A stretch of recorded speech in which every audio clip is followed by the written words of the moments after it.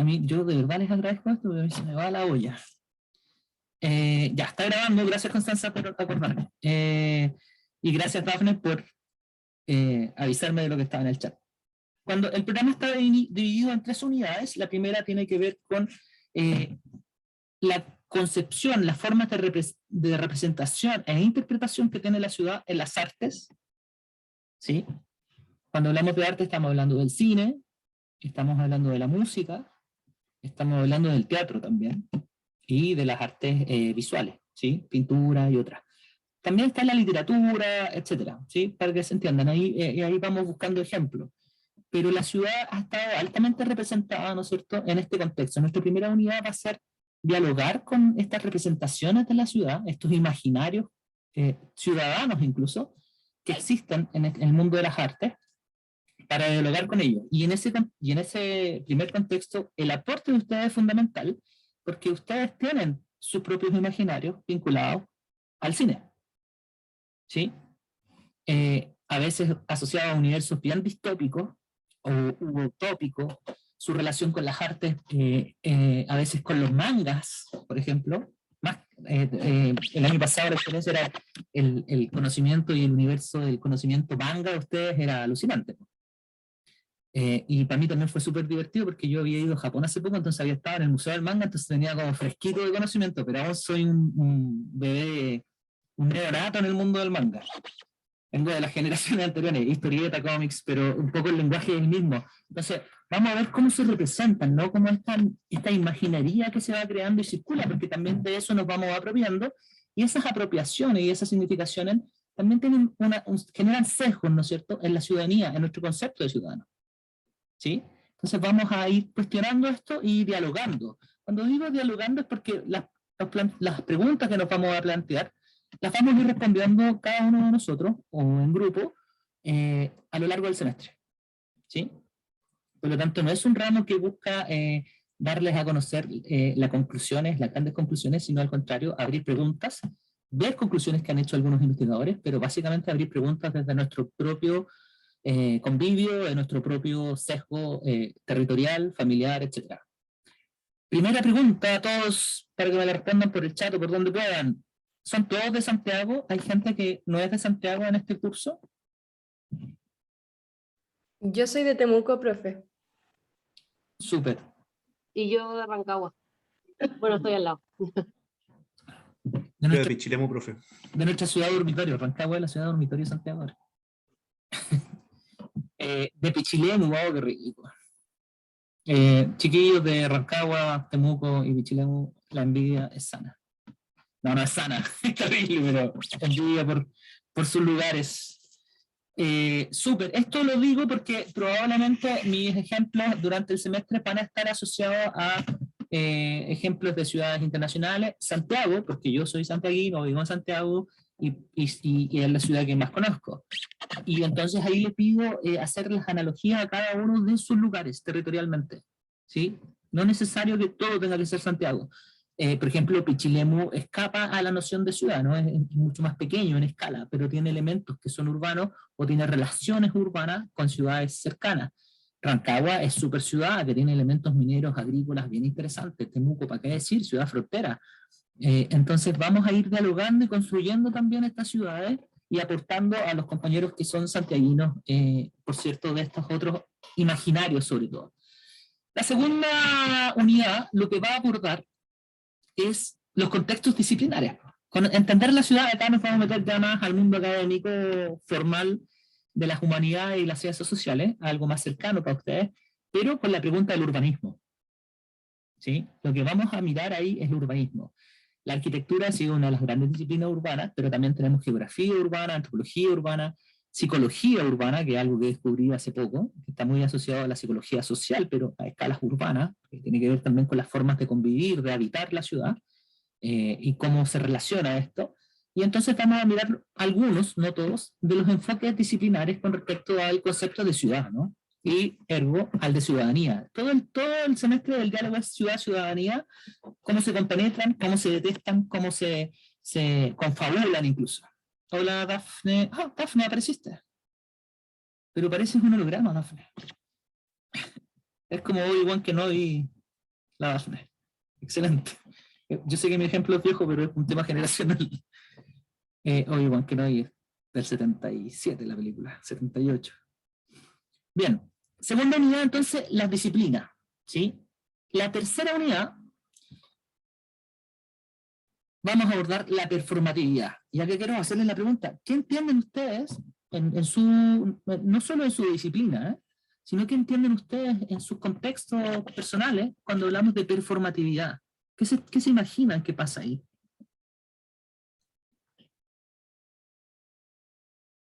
Abierto el micrófono para sus observaciones y preguntas.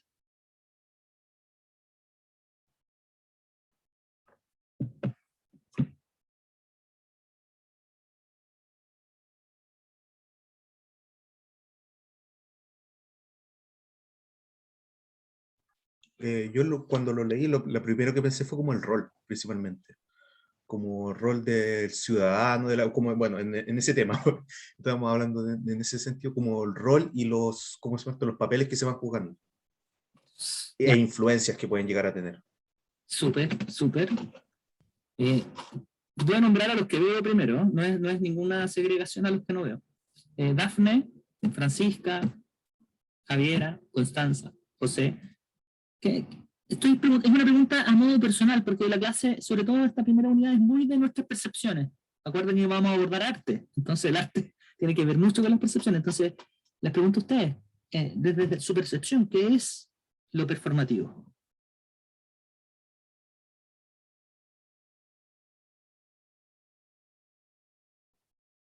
¿O qué piensan? ¿Cómo se aproximan ustedes a lo performativo? No sé, siento que quizás puede ser como áreas que permiten hacer actividades, em, que dan a conocer algún enfoque particular o algún objetivo que buscan lograr. Súper. Ambos tienen razón. Si bien la performatividad no es algo nuevo en las ciencias sociales, partamos con Austin como un clásico, ¿no es cierto? De las acciones performativas en los actos de habla, dice él, esto luego va incorporando elementos que tienen que ver con el cuerpo, ¿no? Por lo tanto, nuestra primera manifestación de identidad, y si lo proyectamos a nivel de estudios públicos, nuestra primera manifestación ciudadana en el espacio es nuestro cuerpo, ¿sí? Nuestro habla, nuestros discursos, el que somos dentro de una sociedad mayor. Y entonces entender esa performatividad implica mirar, y aquí tal vez Pablo ahí le pega en el palo a algo que es parte de una pregunta, que es ¿cómo se ha institucionalizado, ¿no es cierto?, esta ciudadanía? Nosotros nos enseñan al derecho a voto, ¿no es cierto?, la institución democrática, pero también por años existió la institución, la escuela, ¿no?, la obligación, la obligatoriedad de la escuela como identidades nacionales, ¿no es cierto?, el servicio militar para los hombres obligatorio. O sea, la construcción de esa identidad, ciudadanía, era una obligación. No hacer el servicio militar no era bien visto hace 50 años atrás, ¿sí? No quedar en el servicio era casi, además, se cruzaba con la identidad de masculinidad también ahí. Son cosas bien curiosas al día de hoy cuando las miramos. Pero hoy día, justamente en un proceso, no solo en Chile, yo diría global, en Occidente sobre todo, de construcción de procesos decoloniales, ¿no es cierto?, de postnacionalismo, esto se vuelve un poco más complejo y difuso. Entonces, eso queremos mirar, ¿sí? ¿Qué está pasando con esa performatividad, con esas formas expresivas? Y ahí yo soy un poco más amplio que el cuerpo, creo que el cuerpo es el pilar, digamos, pero vienen los carteles, vienen los afiches, vienen los tatuajes, vienen la ropa, vienen una serie de manifestaciones que empiezan a definirse, ¿no es cierto?, como elementos performativos formales, hechos por grupos o colectivos, pero también informales, espontáneos, de personas que se manifiestan, ¿no es cierto?, desde su casa, ya no solo en la calle, ¿no?, a veces en el balcón, en la ventana. Estamos ahí llenos de membretes identitarios urbanos, sociales, culturales y ciudadanos. O sea, mi idea de ciudadanía empieza a variar. Entonces, esto escapa un poco a la formalidad, ¿no? Y por lo tanto pone en tensión qué estamos entendiendo hoy por ciudadano. ¿Cuál es el reclamo que existe para ser reconocido como tal? Y ahí cerramos el semestre. ¿sí? Las evaluaciones van a ser, va desde mapas conceptuales, ¿sí? La parte como más académica de conceptos que tenemos que trabajar, a creaciones. Así que, queridos, vamos a tener que hacer creaciones performáticos, porque estamos hablando de performatividad. Entonces, no hacer elementos que tengan que ver con este rol performático sería muy raro en un curso de performatividad. O sea, no quiero que solo escribamos de performatividad, quiero que expresen sus propias performatividades. Ese va a ser el sentido del curso, así que ahí también no va a tener una calidad artística y estética lo que vamos a revisar, sino que más bien comunicativa, ¿vale? Al igual que un ensayo, al igual que una prueba, en este caso con otros soportes. Vamos a probar soportes, yo les voy a dar algunas ideas porque son los que conozco, pero lo que sucede en este curso, y debiese suceder en todo, es que ustedes saben mucho más que yo de soportes nuevos, y por lo tanto siempre pueden ustedes sorprenderme. Desde TikTok, a YouTube, a podcast, a fotogramas, a fotonovelas, que son más viejas pero que funcionan bien hoy día, a radioteatro, a programas de radio, y una larga lista de etcétera que podríamos ir incorporando. ¿Sí? El año pasado, les cuento que algunos grupos, voy a buscar algunos de los videos, hicieron algunas creaciones bien distópicas, estaban bien desquiciados los chiquillos. Eran alucinantes porque eran una especie de ciencia ficción, ¿no? Pero que ponían lo que estamos discutiendo ahora, lo ponían en tensión, lo expresaban, entonces estuvo alucinante, estuvo bien, el proceso completo fue súper entretenido. Entonces la invitación es a que hagamos de este ramo, curso sello, no solo un proceso de discusión ampliada, con una sumamente amplia mirada, desde las artes a las disciplinas, ¿sí? Para abordar esto, o sea, lo que vamos a hacer es va a ser el universo transdisciplinar de a de veritas, ¿sí? No desde una esquina. Entonces, esa transdisciplina, ustedes pueden aportar todo lo que consideren en un todo, ¿vale? Desde sus propias disciplinas que están en formación. Psicología, estudios sociales, historia, literatura, que había alguien también, lo pueden aportar. Para, en ese proceso de discusión, ¿no es cierto?, incorporar todos los soportes, el manga que leí, la película que vi, la discusión que escuché, la historia, la novela, el relato de mi abuelo, todo eso es una posibilidad de análisis y una posibilidad que tenemos que incorporar en nuestros relatos de análisis. ¿Sí? No es solo la cita del texto y el paper, eso quiero que les quede claro. Vamos a ir de a poco en todo caso, para que no se... Pero en el fondo... siéntanse más libres de hablar y expresar. Eso es súper importante para que el ramo funcione. Dicho esto, vamos a partir por nuestra primera presentación. ¿Hay alguna duda hasta aquí, chiquillos, chiquillas? Yo tengo la duda si es que va a ser un classroom. Mira, tengo que hacer todo ahora. Me pidió la facultad. Este año nos ha pedido todo sea en Moodle. ¿Sí? Es súper importante que aquellos que tienen problemas de ingreso, por alguna razón me lo vayan diciendo para yo ir reenviando o buscando un paralelismo. Ha sido bien complejo. Y gracias, Francisca, porque no les envié el link por Moodle, porque se crearon esta semana recién los cursos en Moodle, por lo tanto no he tenido tiempo para armar la clase, y no solo se crearon recién esta semana, sino que además, en el caso de ustedes, cada escuela creó una clase, entonces tengo como 4 clases de ciudadanía, performatividad, y en algunos se llama curso sello, en otro electivo no sé cuánto, en otro ciudad y derechos humanos, que yo no sé si me toca o no, entonces ya conversé con el coordinador de sello y tengo que definir unas cosas, entonces ya la otra semana comenzamos con Moodle. Ahí voy a ir colgando material, videos para que puedan ir viendo, y en los foros ustedes aporten siempre. Es decir, porque yo de verdad el año pasado vi un montón de películas que no había visto. Yo propongo 3, pero ustedes me propusieron 200 más y eso fue alucinante. Me tuve hasta enero viendo películas. Así que esa interacción ocurra, ¿vale? Porque yo gano más que ustedes ahí. Vamos a ir a la clase ahora ya, si no hay más preguntas. No sé si te respondí bien o tienes más dudas, Francisca. No, quedó todo claro. Gracias, profe. Súper. Ya, chiquillos, esta primera clase es bien comentada, así que necesito que ustedes no se desconecten sus micrófonos, sino que vayamos conversando. Vamos a partir, ya les conté, primera unidad, arte y ciudad, literatura, cine, artes visuales y música principalmente, pero va dependiendo de, el semestre. Vamos a achicar esto, porque si no... Ahí sí. Pregunta número 1. ¿Qué ven en estas imágenes? Más allá de que algunas fotos están muy pixeladas, pero más allá de eso, ¿qué es lo que ven? ¿Qué observan en esta foto? ¿Me la pueden describir o pueden interpretar lo que están observando? ¿Un aeropuerto? Ya, un aeropuerto. ¿Qué más ven en este aeropuerto? ¿Qué les llama la atención? Mm, la cantidad de aviones, el orden, la organización.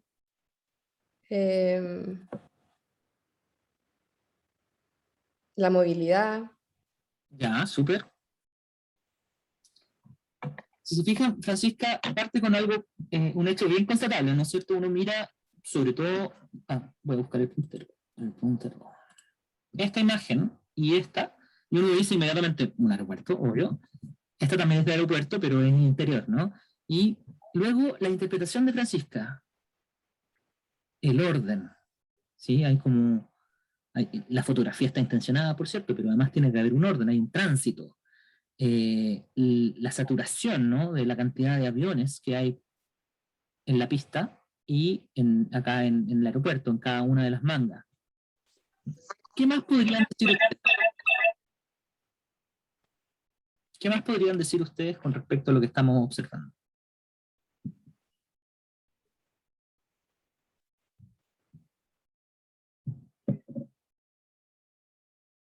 ¿Qué les provocan los aeropuertos a ustedes? Movilidad, por ejemplo, dice Francisca.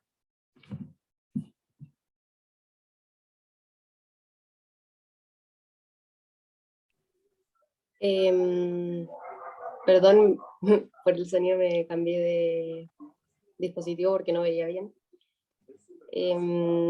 Siento que igual, aunque esté como muy ordenado, refleja como una ciudad como más desarrollada, como en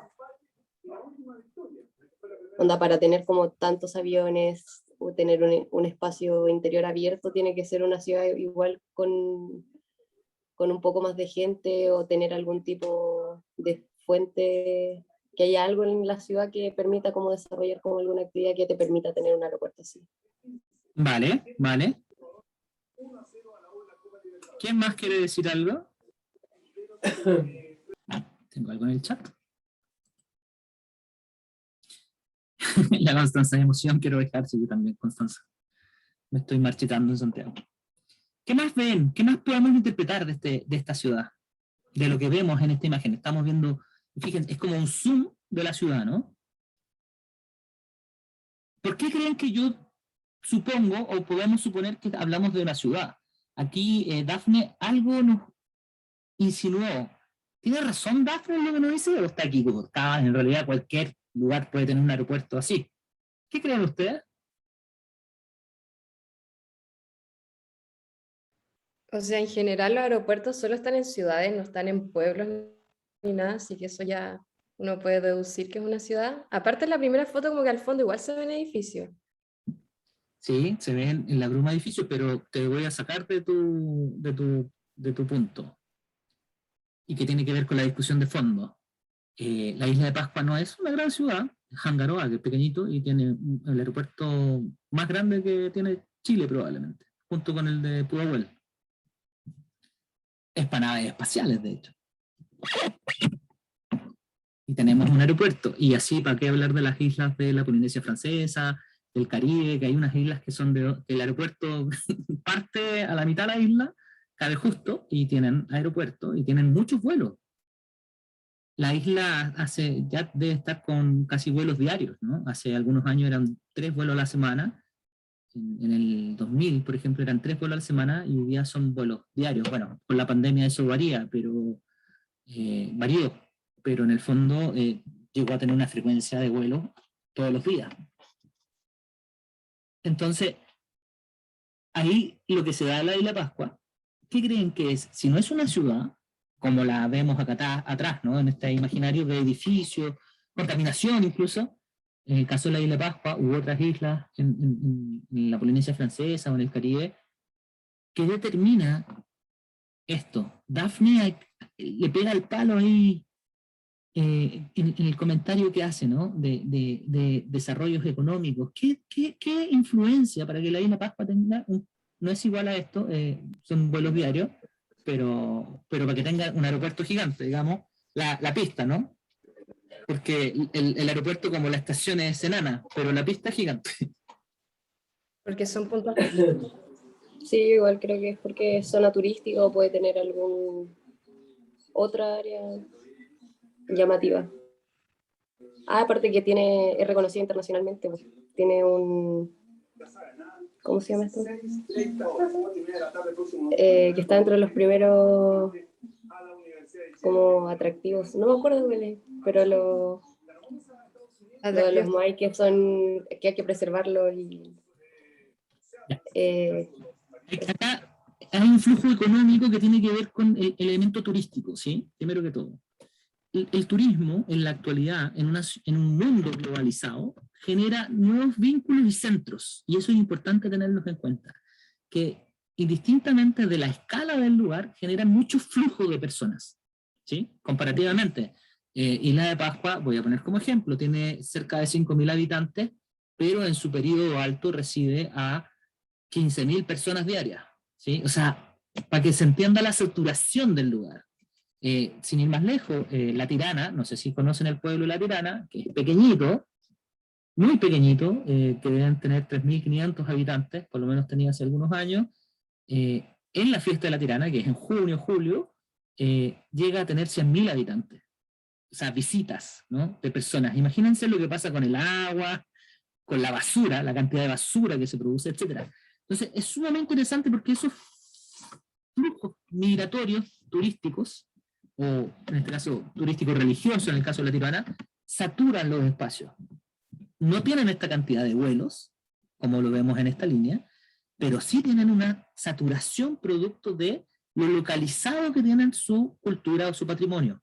Se llama localizado porque tiene una vía de acceso que puede ser una carretera, una autopista, un puerto o un aeropuerto, y que tiene un alto interés para otros, ¿no? Ir a conocerlo, viajar. Pasa con el Partenón, pasa con las pirámides, pasa con la Torre Eiffel, que es horrible, pero a la gente le encanta ir a sacarse una foto de la Torre Eiffel. A la gente le encanta ir a Pisa a sacarse una foto de la Torre Pisa. Va, se saca la foto y se va, ¿sí? Y en la torre, que es lo menos interesante tal vez de Pisa, pero la torre se lleva a eso. Notre Dame hace unos tiempos, qué sé yo. El Puente de Londres, y así una serie de hitos urbanos, en muchos casos, o hitos culturales que generan flujo. En este caso, en estos aeropuertos, en estas imágenes de aeropuertos, tenemos orden, tenemos movilidad, nos están hablando de movilidad, entonces justamente tiene que ver con un contexto que siempre ha existido en la humanidad, pero que se acentúa de manera gigante en los procesos de globalización y transporte. Tenemos mucha más movilidad que en la historia de la humanidad para atrás, ¿sí? Tenemos instantaneidad con internet y tenemos movilidad porque tenemos vuelos a cada rato. Esta imagen que se ve de aviones, ¿ustedes creen que hay aeropuertos que van así, saliendo los aviones, despeguen unos tras otros? ¿Qué se imaginan ustedes ahí?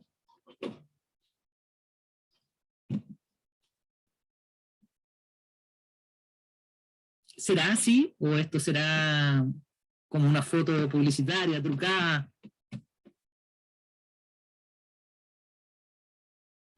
Debe ser como, que dice usted, publicidad o algo así, porque los aviones no salen uno tras otro, que yo sepa o que yo haya visto en mi experiencia.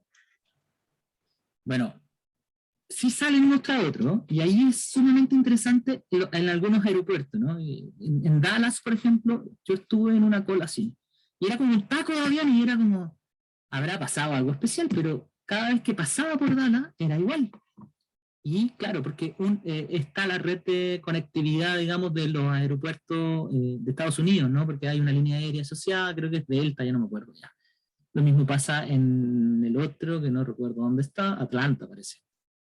Pasa en el Charles de Gaulle en París, pasa en el Barajas de Madrid, pasa en Frankfurt, en Alemania, que son grandes aeropuertos, pasa en Sao Paulo, que concentran vuelos, entonces, y desde ahí se van hacia otras regiones o hacia otros países. Y eso pasa entonces que tienen tal tasa de de vuelos que van así, porque siempre no son más de 2 pistas, una para llegar y la otra para salir. Y entonces van generando como obstáculos y cada 2 minutos va saliendo un vuelo o cada 5 minutos que despega.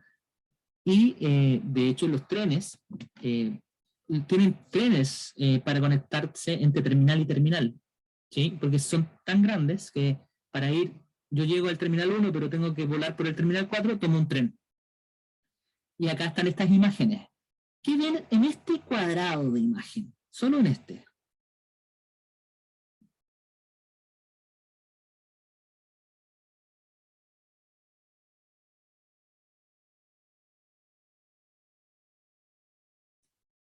Al igual que acá, se ven ciertos elementos que son la señalética. Acá vamos a introducir los primeros 2 conceptos que vamos a ver durante el semestre. Uno, ciudad genérica, de Rem Koolhaas, urbanista, arquitecto holandés, o Rem Koolhaas, o René Koolhaas, si lo quieren castellanizar. Y el otro es el concepto de no lugar y lugar de Marc Ogier. Vamos a darle vuelta durante el semestre a estos 2 conceptos que son centrales para las discusiones urbanísticas, pero desde donde las estamos mirando. Entonces, en esta primera situación que estamos mirando las ciudades, estamos justamente enfrentados a 2 conceptos: el no lugar, que nos define Ogier como un lugar de anonimato, ¿no es cierto?, cargado de sobremodernidad, eso es lo que nos dice Marc Ogier, y a un lugar genérico. La ciudad genérica, es decir, todos los aeropuertos del mundo son iguales, y de hecho varían muy poco, son muy parecidos unos con otros, galpones, las señaléticas son las mismas, porque como uno es un pasajero en tránsito con orígenes idiomáticos distintos, yo me guío solo por la señalética, la flecha y el símbolo, la flecha y el símbolo. Claramente hay gente bilingüe, etcétera, pero si yo voy a un país árabe o asiático, me basta con entender la flecha, la maletita y la flecha, y sé que tengo que ir a recoger mi maleta a tal lado, o que la comida está hacia allá, o que los baños y servicios están acá, que los sectores de capillas religiosas están en tal lado, etcétera, etcétera. Y la I de información que se vuelve como transversal. Entonces, esa señalética se vuelve una lengua común en una visualidad. Y justamente eso tiene que ver con la movilidad que dijo Francisca al principio. Tenemos mucha movilidad, más que nunca, y con el intercambio y flujos de información constante, ¿no? No solo por internet, sino que también presencialmente. Y eso nos lleva a tener un diálogo constante y establecer elementos que homogenizan las formas de relacionarnos. No necesariamente nosotros, pero sí en parte. Y eso es parte también de lo que tenemos que ver. Uno de los grandes conglomerados de esto ha sido la ciudad. Históricamente conglomeran y van generando diferencias, pero también homologando elementos culturales. Por ejemplo, el metro. ¿Es algo que se parece a esto que creen ustedes? Acá hay otras fotos del aeropuerto. Fíjense la cantidad de gente. El aeropuerto de Santiago se ha ido ampliando en los últimos años de manera impresionante, ¿no? Los vuelos tal vez bajaron un poco ahora por la pandemia, pero ya había quedado chico. Y Santiago no es una ciudad grande, pero no la más grande del mundo. Imagínense en mega ciudades como Sao Paulo, Beijing, etc. Vamos a saltarnos esto y lo vamos a ver después. Esto se pegó. Acá tenemos otra tipología de ciudad. ¿Qué ven en esta? ¿Qué podrían decir de estas?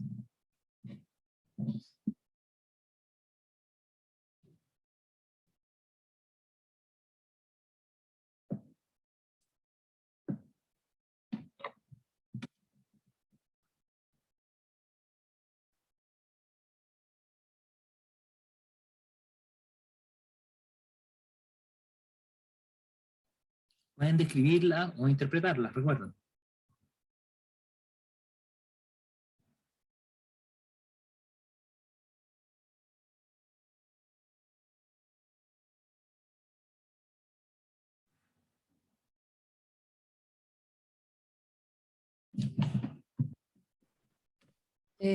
O sea, las dos se ven distintas, son ciudades ambas, pero se ven bastante distintas. Ya, Onda. explícanos, aunque parezca obvio, explícanos tu percepción. Bueno, porque la primera arriba es Santiago, se ve la cordillera, los edificios no son tan altos. Bueno, igual puede ser el ángulo de la foto, puede que sean del mismo porte y es diferente ángulo, pero eso es lo que se ve en la imagen. Y ahí da a entender la segunda imagen que puede haber un mar quizás. No distingo como qué ciudad es, pero se ve que hay agua, que hay como unos barquitos, unas lanchas, cosa que no está en la primera imagen, claramente. También se ve como una modernidad distinta o como una arquitectura distinta en los edificios. Eso es como lo que observo así como rapidito. Súper, Francisca. ¿Alguien más que quiera agregar algo?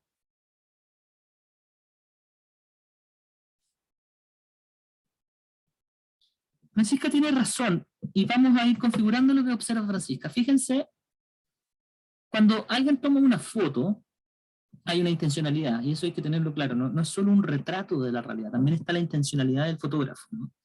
La configuración de la cordillera Los Andes es algo que configura nuestro paisaje urbano, sobre todo en Santiago, siempre, ¿no? La vemos, ¿no? La percibimos, está ahí, una por la escala que tiene gigante, la vemos desde muchos puntos de la ciudad. Es una columna vertebral que se ve sobre todo en los valles, en la costa ya no la ven, porque por lo tanto no es tan parte de su paisaje, salvo en las costas que tienen la cordillera de la costa, ¿no es cierto? Pero hacia el sur ya se empieza a desaparecer, solo queda la cordillera de los Andes. O hacia el norte es mucho más ancho el país y por lo tanto no existe una pampa y no una cordillera. Pero centrinamente todos los valles observamos la cordillera. Y en el caso de Santiago, la configuración del paisaje tiene relación con esto. Las escalas de altura son muy reales. Estos edificios son todos mucho más altos que esto, Francisca, para hacer la escala. Voy a inventar la escala acá, este tiene como 300 metros, se supone. Estos andan o acá, los más altos, y luego los más chicos deben estar por acá, y luego estos de acá son como acá, ¿sí? Como esta escala. Y esto es bien interesante porque Santiago, Chile, país sísmico, grandes terremotos, la historia del país, ¿no es cierto?, ha implicado que nosotros hemos indagado en la altura no hace mucho, ¿sí? Recordemos, las torres de San Borja eran las grandes torres en Santiago, ¿no? La torre, creo que se llama Santa María, donde fue el incendio, la más alta de toda la ciudad durante años, y una torre que es de los años 80, ¿no? Luego vino el edificio Telefónica, que le disputó al lugar. Luego vino, este es el Costanera Center, el que está al lado, que no me acuerdo cómo se llama, que tiene como 50 pisos. Y luego esta gran torre, ¿no es cierto?, que además pasa siempre con las torres, que rompen la escala de los edificios, se vuelven, es algo muy estéticamente abrupto, ¿no? Genera un colapso además en los tránsitos vinculados en el entorno por las cargas que recibe de vehículos, ¿no es cierto? Entonces se vuelve como casi insano vivir en su entorno, o muy práctico porque está lleno de servicios, ya tiene esa dualidad, y rompe, se ve cuando uno va por la carretera norte, a la altura de Colina, Lampa, se ve a través de los cerros la punta. O sea, así de... Ha ganado grandes apelativos de distintos índoles urbanas y memes, tiene un montón, así como El Señor de los Anillos, ¿no es cierto?, etcétera, etcétera. Ahora, es súper interesante porque yo les voy a contar, la Torre Eiffel, París, que es un ícono de la ciudad de París para el mundo que no es de París, para el no francés parisino, es un ícono urbano y todo el mundo se va a sacar fotos por eso también a la Torre Eiffel, ¿no? No solo para decir yo estuve acá y viajé, sino que también porque la consideran admirable. Y la Torre Eiffel, cuando se creó, era tan horrible como esto. Esa era la percepción de la ciudadanía. ¿Cómo hicieron esta horroresa? ¿Por qué hicieron esta torre tan fea? Y hoy día se transforma en un ícono de la ciudad. Y ahí uno dice, la apuesta de Polman, el empresario, ¿no es cierto?, que está atrás de esto, ¿será esa? ¿Prevalecer en esta torre que tal vez lleve su nombre después? ¿Quién sabe? Ya tenemos otra escala de ciudad, pero también hay una configuración con el medio natural, ¿no?, que es el agua, el mar, los botes, los barcos. Eso le da escalas, ¿no es cierto?, le da la forma de adaptabilidad, pero además nos habla en un lenguaje la imagen de decir cómo en el fondo el hombre, a través de su tecnología, Cuando hablo de tecnología estoy hablando desde prender un fósforo a la rueda, a estos grandes edificios, a los robots, que, ¿no es cierto?, han desarrollado las formas de habitar en pequeños espacios. Y tenemos dos grandes diferencias que no sé si se alcanzan a percibir, pero que me gustaría escucharlas de ustedes. ¿En qué se diferencia la forma de habitar este valle y la forma de habitar, esta es una isla, esta isla? ¿Cuál creen que es la gran diferencia?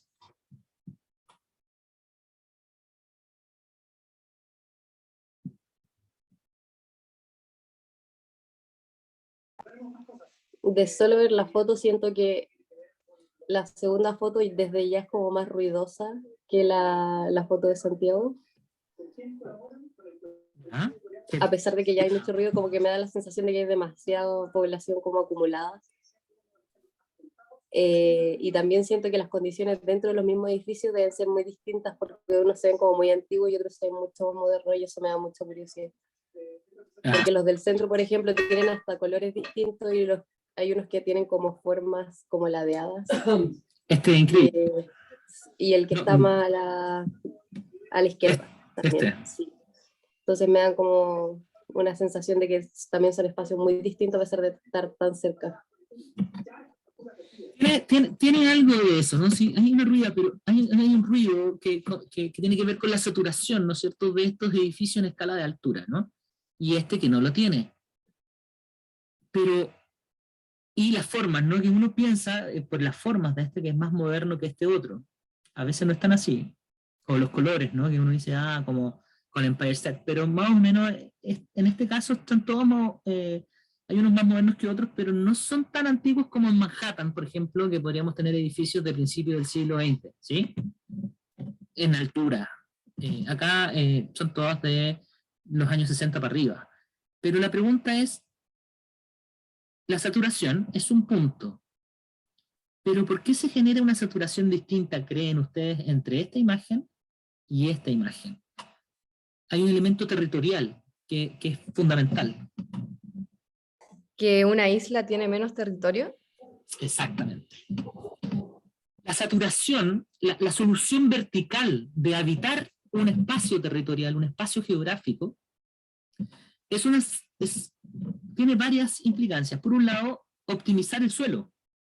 Tengo poco suelo, entonces mi crecimiento es hacia arriba, y ese crecimiento hacia arriba, ¿qué genera? Genera que optimizo los recursos del suelo, ¿no? Entonces, todo esto equivale a una villa en Santiago, para que se entienda, a una población en Santiago, o en Rancagua, ¿sí? Este que es más bajito, voy a suponer, a una villa en Pichilemu, ¿sí? Nuestra ciudad tiene una forma de mancha de aceite, se llama, que es como se esparce en desorden. Si ustedes se fijan, no crece en forma armónica. De ahí vamos a meternos en el tema urbanismo en la segunda unidad, pero la colonia española, la conquista, establece y define las formas de desarrollar ciudades que son un damero, ¿no? Son cuadrículas, como un tablero de ajedrez. Cada manzana mide igual, cada casa o propiedad son similares al principio, después vienen la generación de recursos que hace que unas sean más grandes que otras, o que algunos tengan una manzana y los otros solo una casa, etc. La diferenciación y segregación espacial siempre existe, y son como anillos concéntricos, ¿no? Pero esto después se distorsiona por distintos urbanistas, por las necesidades de la ciudad, pero el Valle de Santiago siempre crece de manera expansiva, ¿no? Se expande, no se levanta. Parte porque tenemos, insisto, grandes problemas sísmicos, entonces la construcción en la altura así se empieza a abordar en los años 70, ¿sí? Como ya, y cuando hablo de construcción en altura de los años 70, estoy hablando de 20 pisos, 21 pisos, no de 50 pisos. O sea, pero ahí es cuando ya se deciden y ¡guau! Imagínense lo que eran 21 pisos en los años 70, era ver toda la ciudad. Hoy día ya los departamentos, hay edificios de departamentos que están en los 30 pisos, ¿no? En Santiago. Entonces ya, wow, se creció. Y ya tenemos estos otros que son más bien comerciales, ¿sí? Que superan los, creo que tiene como 300 metros pero no estoy seguro. Acá también tenemos de eso, pero tenemos otra escala. Esta es la primera representación. Santiago le da esta particularidad, y no solo Santiago, ciudades similares, en donde el crecimiento o el desarrollo, más que crecimiento en altura, no ha sido factible hasta hace muy poco, por temas de tecnología, por problemas naturales como los terremotos, versus estos otros donde la escasez de suelo hace que ha sido necesario, ¿no es cierto?, levantar en altura. Pero además está el punto asociado a hay una interpretación simbólica en estos edificios. Se las voy a preguntar a ustedes. ¿Cuál sería lo que implica, aparte de lo fálico que son las torres, aparte de este concepto, ¿no? ¿Qué otro concepto está asociado en esta construcción fálica, de hecho, de una torre, ¿no? De un edificio de altura, a estas escalas, ¿no? Que son muy altas. Fíjense, acá también se ven los edificios como más normales, ¿no? Son muy bajitos. ¿Qué creen que simbólicamente representa esa altura?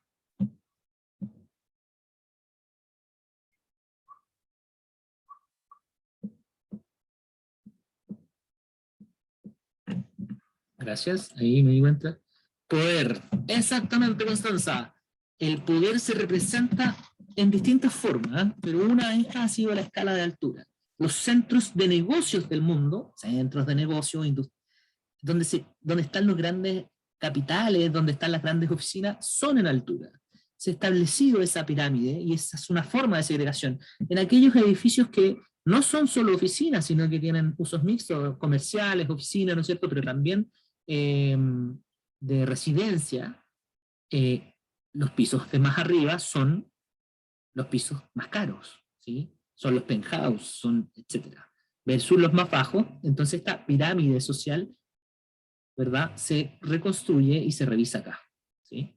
El espacio de todos, el espacio de algunos, el espacio de muy pocos.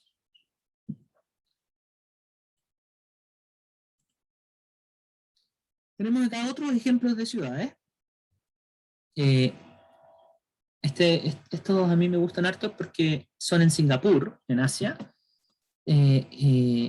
Asia ha desarrollado edificaciones a la altura, son más recientes que en otros países, pero además ha generado un tema que tiene que ver con su cultura, con su mundo simbólico, como el espacio verde. Por lo tanto, a diferencia de Manhattan, que tiene el Central Park, ¿no es cierto?, y por lo tanto los edificios van en torno a esto en la isla, acá los edificios incorporan el verde. Incorporan porque tienen un elemento paisajista que o son budistas o son shintoístas, y los van incorporando, y porque también van teniendo escasez de suelo. Estamos hablando además de cargas de población en términos de densidad demográfica mucho mayor, ¿sí?, en muchos de los casos. Voy a saltar después lo vemos. A Kuljas. Miren esto. Este es Singapur. Son 3 torres aproximadamente de 50, 60 pisos que están unidas por un barco, ¿no? Se asemeja a un barco, pero es un parque. Todo esto es un parque, con piscinas, etc. Miran la bahía, que es la parte turística, porque los puertos industriales están un poco más allá. Singapur es una isla que tiene el tamaño de la región metropolitana, aproximadamente, y es una ciudad-estado. O sea, está todo ahí concentrado. Y Singapur debe tener una población también parecida a Santiago, 7, 8 millones. Entonces, su forma de crecimiento en una isla es vertical. Es todo vertical. Los espacios públicos, este es el jardín botánico de Singapur, ¿no es cierto? Y entonces uno se eleva en altura, pero hicieron estas torres que son artificiales, que son como esculturas con luces, donde por uno puede transitar, entonces uno va caminando como en altura. Acá se ven, perdón. Y ¿alguien me habla? Sí, José, porque la imagen de Asia y la imagen que se han ido incorporando en los edificios de altura, en jardines verticales o jardines en altura como este, es la imagen de los jardines de Babilonia, pero que es el imaginario, ¿no?, que ha sido representado en la imagen que se ve acá.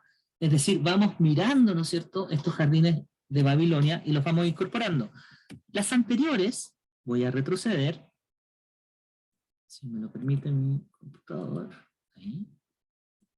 Estas también están asociadas a un imaginario social y urbano. Está muy presente en el mundo del cine.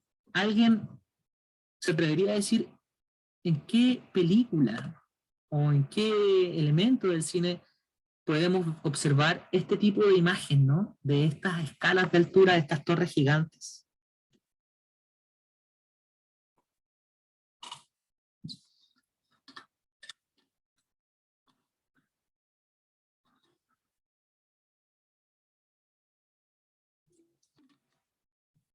Perdón, aquí alguien me habló. ¿Lo futurista? Ya, sí, tiene que ver con lo futurista. De todas maneras, en algunos casos ya existían estos edificios de altura cuando se hicieron algunas películas clásicas ya del cine, y en otros casos no existían aún, y era una mirada a cómo iba a ser este futuro, ¿no? Pero mirando ya ciudades que estaban emergiendo, por decirlo así. Eran presentes, todavía no llegaban a estas escalas de altura, o a la escala de su tiempo, están asociados muy al principio del cine, ¿sí? ¿Alguien tiene alguna idea de eso?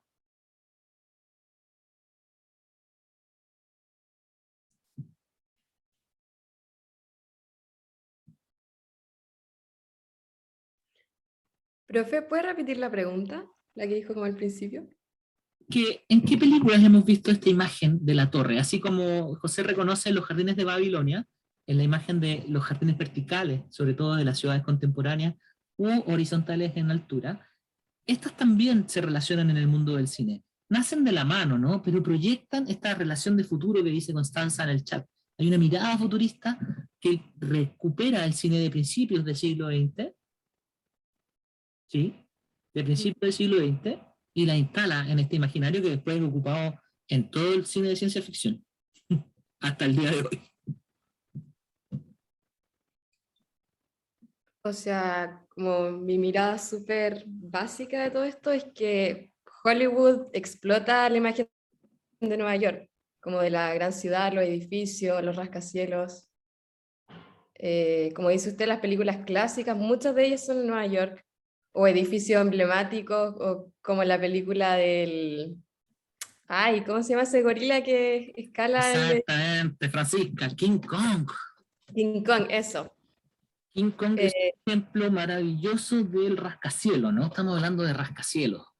Y la imagen del rascacielos es algo que el cine ha explotado, pero que no solo la explota el cine, ¿no? Sino que además todo un discurso de la modernidad que ocupa todo el cine en el mundo para la ciencia ficción. Entonces, cada vez que vemos ciudades distópicas y muestran la crisis de la identidad, están vinculadas a la discusión y la distorsión, ¿no es cierto?, del cine, perdón, de la ciudad y del problema de la modernidad.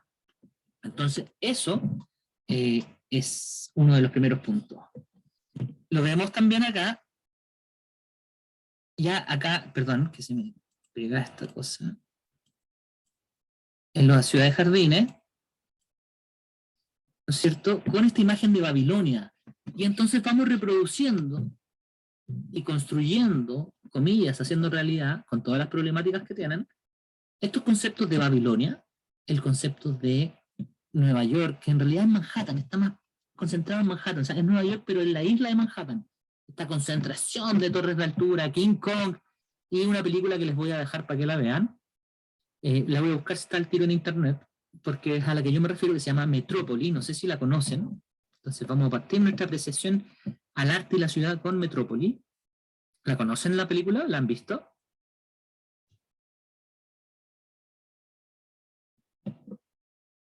yo no. ¿El resto la ha visto?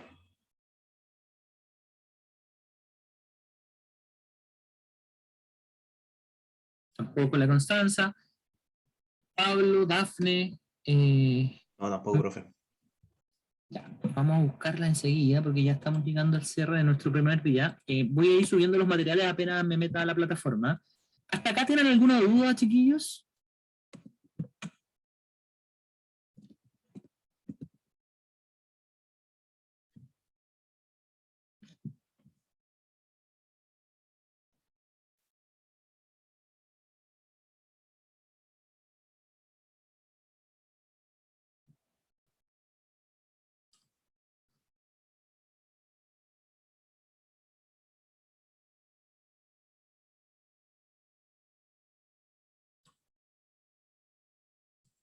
¿Tienen alguna pregunta hasta acá?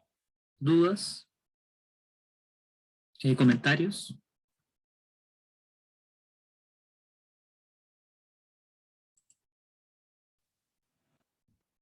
Una pregunta como nada que ver con lo que estamos conversando. ¿En el programa van hasta las fechas de las evaluaciones? Sí, sí. Mm. O sea, están de hecho, pero lo quiero subir a la plataforma para que tengan todo acceso. En caso de algún problema, insisto, me tienen que decir para yo incorporar, ¿cómo se llama?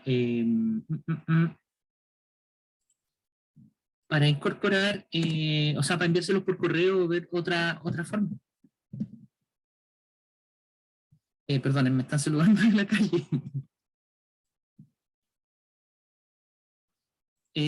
Ya, les voy a dejar en el chat la película. Ahí está. Metrópoli, expresionismo alemán, 1927.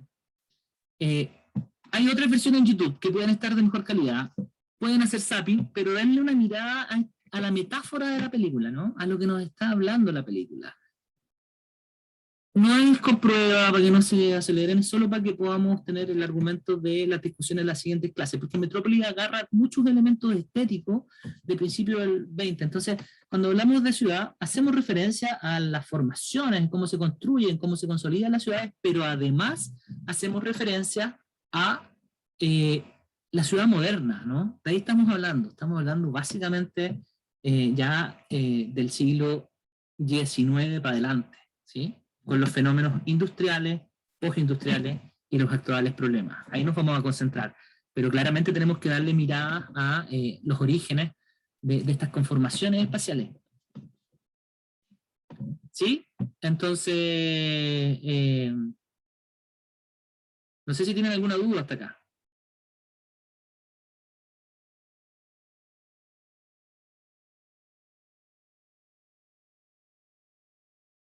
¿No? Bien, chiquillas, chiquillos, dejamos hasta acá entonces la clase de hoy.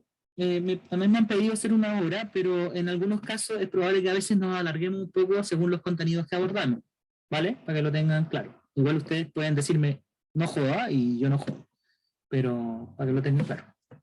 Quedamos hasta acá, si no hay más dudas, nos vemos el próximo viernes. Y nada, si todos los comentarios son bienvenidos para que lo vayamos avanzando. Estamos mirando, interpretando imágenes de ciudad para ir comprendiendo y metiéndonos en los primeros conceptos. Los primeros conceptos que vimos hoy día son ciudad genérica, lugar y no lugar. De ahí les voy a pasar textos, no se sientan huérfanos de eso. Pero me interesa más que los vayamos entendiendo, más que se aprendan de memoria en esta primera etapa, ¿vale? Ya, súper chiquillos. Nos vemos la próxima semana. Un agrado conocerlos. Adiós. Chao, profe, gracias. Que esté bien. Chao, profe, cuídese. Chao, chao. Chao.